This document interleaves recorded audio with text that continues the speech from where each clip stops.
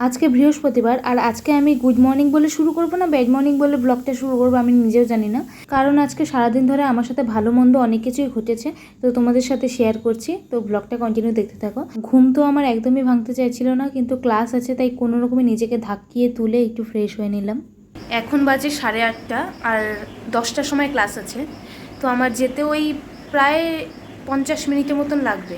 তো আমি আধ ঘন্টার মধ্যে কি রান্না করব সেটাই ভাবছি, কিন্তু এখন আকাশের অবস্থাটা না খুব খারাপ, মানে বৃষ্টি নামবে, কিন্তু আমি এই সাজটা যে কীভাবে নিয়ে যাব ওই বৃষ্টির মধ্যে সেটাই ভাবছি। কিছু একটা রান্না করতে হবে, কারণ নয়তো এসে রান্না করে খেতে গেলে না প্রচণ্ড দেরি হয়ে যায়, তখন আমার আর মাথা কাজ করে না, এত খিদে পেয়ে যায়। ভাবছি ডিম আছে দুটো, ডিমের ভুজিয়ার মতন করে ওই একটু তরকারি মতো করলে কেমন হয়, সেটাই করি বলো। চলো তাহলে কাজটা করেই ফেলি। তো এখানে আমি আলু, পেঁয়াজ, অল্প আদা, অল্প রসুন আর লঙ্কা, ডিম নিয়ে নিয়েছি। এখানে কড়াইয়ে তেল দেওয়া আছে। এখন আলুটাকে আগে আমি আলুটাকে ভাজবো, তারপরে ডিমটাকে ভাজবো। যেই ডিমটাকে ভাঙলাম তখনই দেখছি ডিমটা এরকম খারাপ বেরোলো, তাই আমার রুমমেটের কাছে একটু জিজ্ঞেস করলাম, এই ডিমটা কি খারাপ? দেখো তো, দেখে বোঝা যাচ্ছে। হ্যাঁ, খারাপ না? আমি কালকেই যেন নিয়ে এলাম নির্মল কাকুর দোকান থেকে ডিম, কতগুলো তেল নষ্ট হলো, ডিমটাও নষ্ট হলো। কি রান্না করবো কে জানে, একটা বাজে গন্ধ বেরিয়ে গেছে। ডিমটাকে সোজা আমি কড়াইয়ের মধ্যে ভেঙেছিলাম, তাই আমার তেলটাও নষ্ট হলো।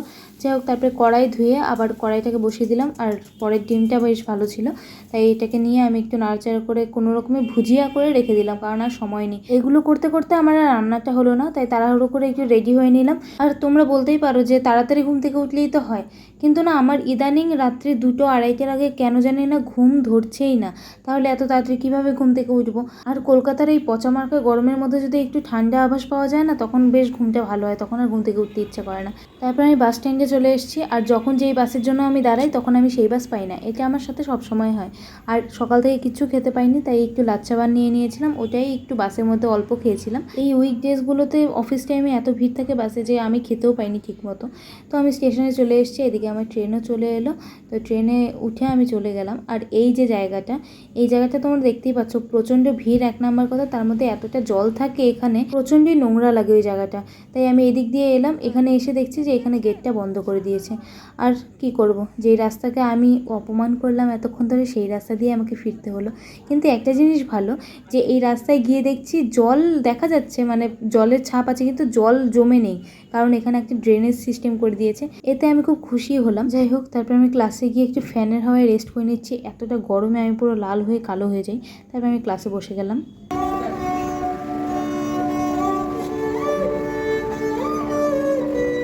অনেকক্ষণ ধরে ক্লাস করার পরে আমার এতটা খিদে পেয়ে গেছিলো যে দাদা বললো যে মনীষা তুই ভাত খাওয়া দাওয়া করে নে। তখন আমি বললাম ঠিক আছে, তাহলে আমি খাওয়া দাওয়াটা করেই নিই, কারণ আমার মেসে রান্না করতেও পারিনি, আর এতটা বেলা হয়ে গেছে যে আমি মেসে গিয়ে রান্না করে খেতে তো সময় লাগবেই, আর কিনে খেতে গেলেও আমার অনেক সময় লেগে যাবে, আর সেই ততক্ষণ পর্যন্ত আমি আর অপেক্ষা করতে পারতাম না, কারণ আমার এতটাই খিদে পেয়ে গেছিলো।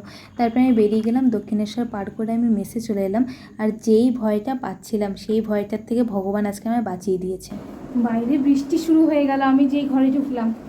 সত্যি বলতে কি, যতই আমি ছাতা নিয়ে যাই না কেন, বৃষ্টি আসলে এত বড় ইনস্ট্রুমেন্ট আমি ভেজানো ছাড়া আর কোনো উপায় থাকতো না। তো ভাগ্যিস ঘরে ঢোকার পরেই বৃষ্টিটা শুরু হয়েছে, ভগবান বাঁচিয়ে দিয়েছে আজকে। আমি খুব ক্লান্ত, এখন একটু রেস্ট নেব, নিয়ে স্নান করতে যাবো। তো টাটা, দেখা হচ্ছে পরের ব্লগে।